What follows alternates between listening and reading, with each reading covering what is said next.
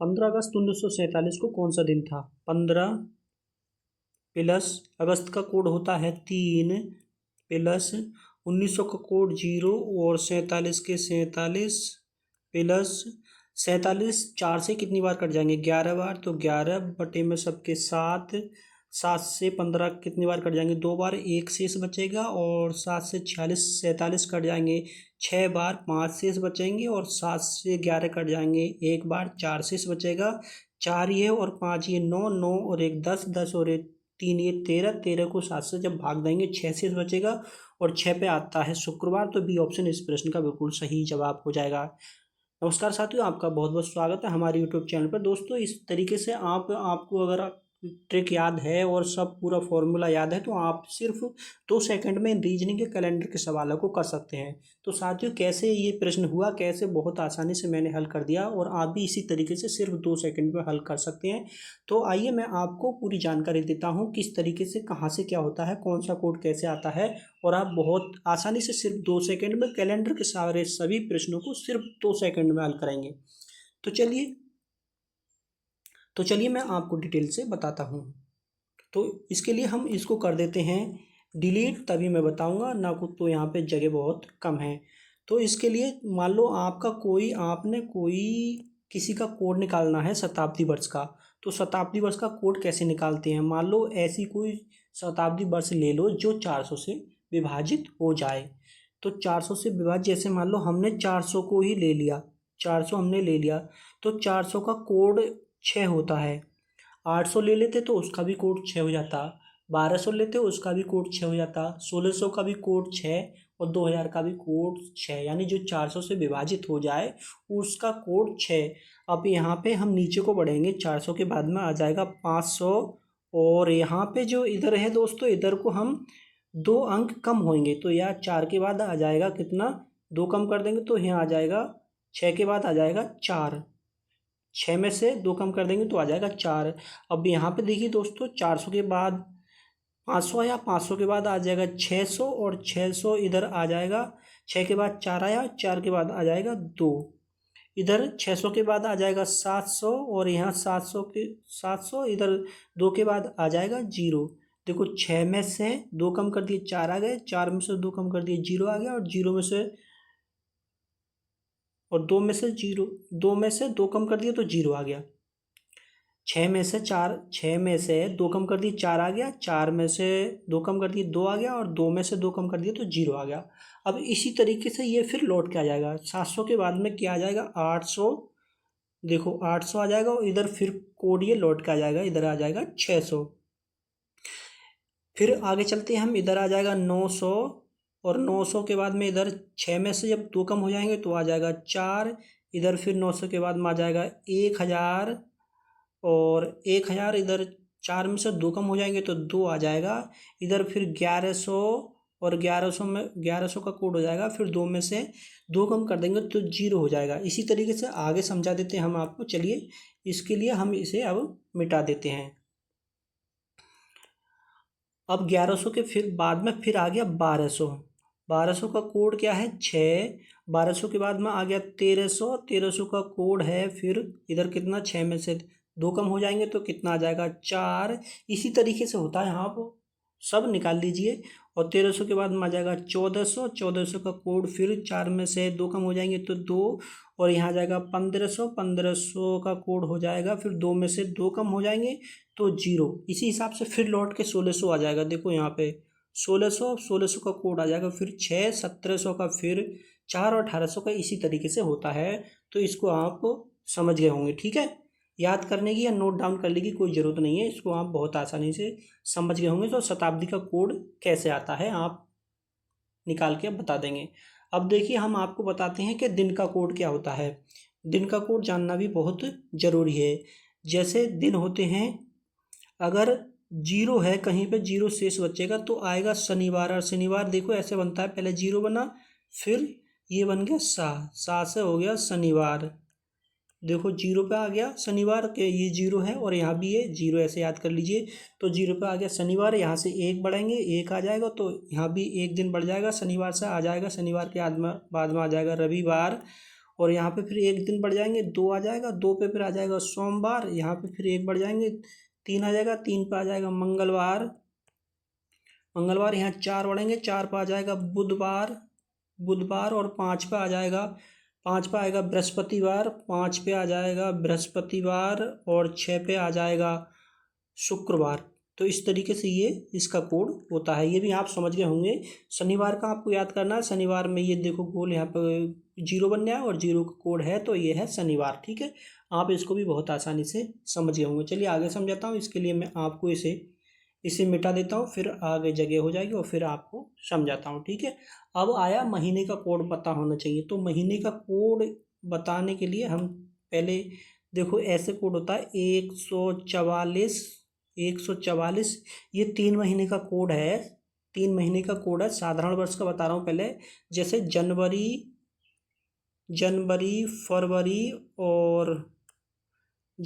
फरवरी और मार्च का कोड आ गया। ये देखो जनवरी का 1 हो गया, फरवरी का 4 हो गए और मार्च का भी 4 हो गया। तो 144, 025, फिर 036, 146। ये 3 महीने का कोड है। अगले 3 महीने का कोड ये है और अगले 3 महीने का कोड ये और अगले 3 महीने का कोड ये। यानी जनवरी का कोड ये 1 है, दिसंबर का कोड ये 6 है। तो इस तरीके से नवंबर का ये 4 है और फरवरी का ये 4 है, मार्च का ये 4 है और अक्टूबर का ये 1 है और अगस्त का ये 3 है। इस तरीके से ये कोड है। अगर ये साधारण वर्ष है, लीप वर्ष है, तो क्या होगा? तो लीप वर्ष में सिर्फ कितना चेंज हो जाएगा आपको बता देता हूँ मैं। इसे हम मिटा देते हैं। लीप वर्ष होगा तो लीप वर्ष में जो जनवरी का कोड है, जनवरी का कोड हो जाएगा 0 और फरवरी का कोड हो जाएगा 3। इतना याद करना है सिर्फ। जनवरी का 0 और फरवरी का हो जाएगा 3। बस ये याद करना है। ठीक है, चलिए आगे बताता हूँ मैं। इसके लिए मिटा देता हूँ। अब आपको सभी कोड याद हो गए हैं और इस तरीके से आप इस प्रश्न को बहुत आसानी से हल कर पाएंगे। देखिए अब कैसे इन कोडों को हम हल करते हैं। देखो 15 अगस्त है तो 15 जितनी तारीख है उतनी तारीख लिख लेंगे, प्लस में जोड़ लेंगे। अगस्त का कोड कितना होता है? 3 होता है, आपको बताया। देखो 0, 144, 025, 036, इसी में आ जाएगा। जनवरी, फरवरी, मार्च, अप्रैल, मई, जून, जुलाई, अगस्त। ये अगस्त का कोड 3 है तो 3 लगा दिया हमने। ठीक है, अब देखो 1900 का कोड कितना है? 0 आया था, 0। और देखो 1900 का कोड 0 कैसे आया? जैसे मान लो हमने 1600 ले ली, कोई अंक ले लिया हमने 1600, कोई अंक मान लो हमने 1600 ले लिया। 1600 का हो गया 6। 1700 का 0 मत लगाओ, ऐसे ही लिख दो। 1700 का फिर यहाँ 2 घटा देंगे 4। 1800 का कितना हो जाएगा? 2 कम कर देंगे, फिर हो जाएगा कितना? 2। अब फिर 1900 का फिर 2 कम कर देंगे तो 0। तो इस तरीके से यहाँ पे शताब्दी वर्ष का कोड आ गया 0। तो चलिए इसको नीचे वाले को मिटा देते हैं हम और आगे सॉल्व करते हैं। 0 आ गया। 0 के बाद में अब ये वर्ष हैं 47, तो इन्हें हम ऐसे लिख देंगे 47। अब इसमें लीप वर्ष कितनी है? तो लीप वर्ष 4 साल के बाद में आता है, तो इसलिए हम 4 से विभाजित करेंगे और जितनी भी बार कट जाएगा वो यहाँ पे ऐड कर देंगे। तो अगर 47 को 4 से भाग दे देंगे तो 4 से भाग देंगे हम तो ये कट जाएगा हमारा 11 बार। तो 11 इसमें ऐड कर लेंगे, यानी 47 में 11 जो हैं वो क्या है? लीप वर्ष हैं। अब सभी को 7 से भाग कर देंगे। अब सभी को जोड़ के भाग कर दें तो हमारा उत्तर आ जाएगा, लेकिन हम जोड़ेंगे नहीं, क्योंकि जोड़ेंगे तो लंबा हो जाएगा प्रश्न। हम यहाँ पे ही सॉल्व कर देंगे। तो 7 से भाग दे देंगे 15 को, तो कट गया हमारा 2 बार और एक शेष बचा।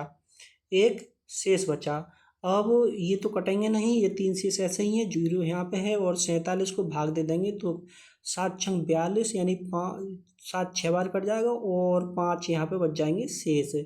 और 11 में 7 से भाग दे देंगे तो ये कट जाएंगे और यहाँ पे भी शेष बच जाएंगे कितने? 4। चलिए जो ऊपर वाला है उसके लिए हम मिटा देते हैं।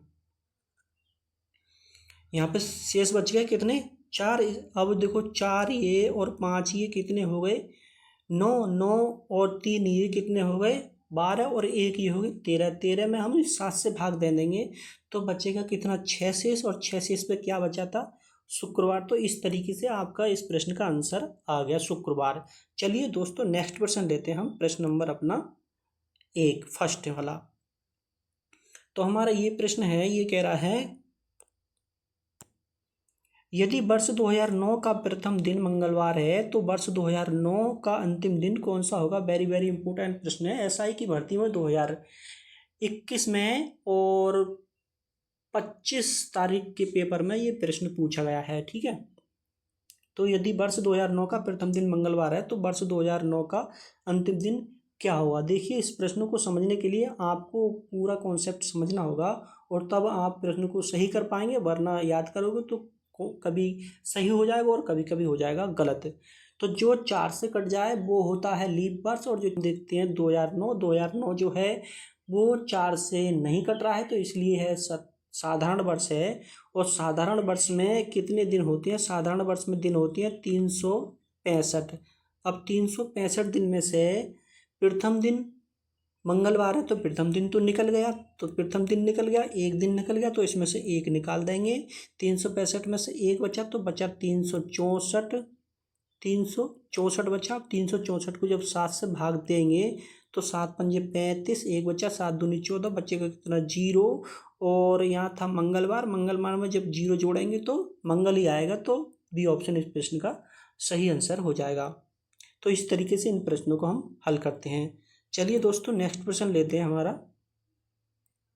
प्रश्न नंबर 2 है 1 जनवरी 2012 को सोमवार है तो 31 दिसंबर 2012 को कौन सा दिन होगा। अब ये आ गया लीप वर्ष, 2012 जो है 4 से कट जाएगा पूरा पूरा, तो इसीलिए लीप वर्ष है। 1 जनवरी पूछा है तो 1 जनवरी को दे रखा है इसने सोमवार, तो हम यहाँ लिख दें सोमवार के लिए पूरा नहीं लिखेंगे, हम सोम लिख देंगे खाली, प्लस अब 1 जनवरी 31 दिसंबर का पूछ रहा है तो ये लीप वर्ष है। लीप वर्ष में दिन कितने होते हैं, 366 दिन होते हैं, और 366 में से एक दिन यानी ये सोमवार का दिन चला गया तो एक अंक इसमें से गायब कर देंगे हम, तो कितने बचेंगे, 365 दिन बचेंगे। और 365 हमने पीछे भी हल करा था, 365 जब 7 से भाग देंगे तो यहाँ एक शेष बचेगा, शेष बचेगा 1, तो 1 इसमें जोड़ देंगे, सोमवार 1 जोड़ देंगे तो ये हो जाएगा मंगलवार,